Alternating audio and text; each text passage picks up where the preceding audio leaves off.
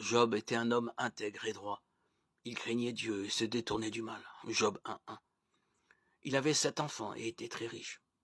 La Bible dit qu'un jour, Satan s'est présenté devant Dieu, qui lui a demandé ce qu'il pensait de Job.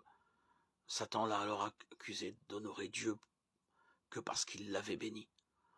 Alors, Dieu lui a permis de lui prendre ses enfants et ses biens, puis sa santé. Job était profondément attristé, mais il n'a pas accusé Dieu. Job 1, 22, 42, 7, 8.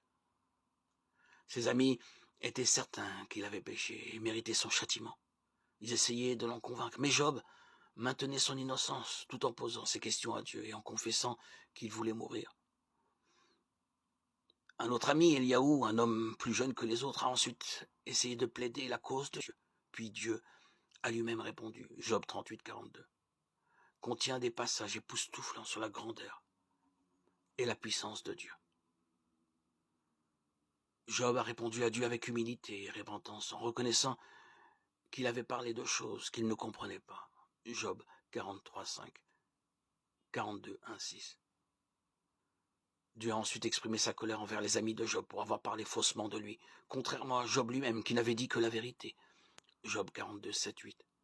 Il leur a demandé d'offrir des sacrifices et leur a dit que Job intercédait pour eux et qu'il accepterait sa prière.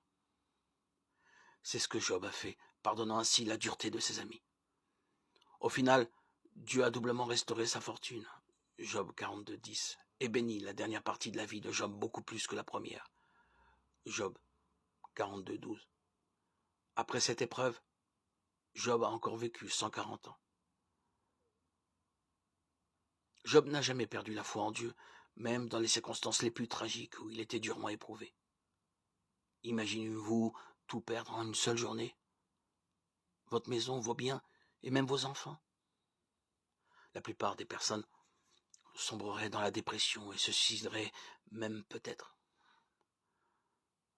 Job, bien qu'abattu au point de maudire le jour de sa naissance, Job 3, 1, 26, ne s'en est jamais pris à Dieu, Job 2, 9, 10, et n'a pas non plus douté qu'il restait aux commandes de la situation.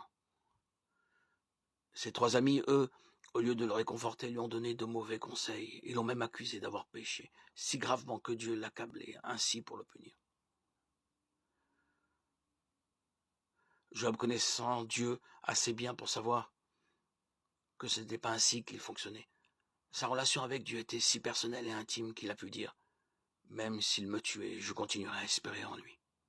Oui, je défendrai ma conduite devant lui. » Job 13, 15. Quand sa femme lui a dit de maudire Dieu et de mourir, il lui a répondu « Tu tiens le langage d'une folle. Nous acceptons le bien de la part de Dieu et nous n'accepterions pas aussi le mal. » Job 2, 10.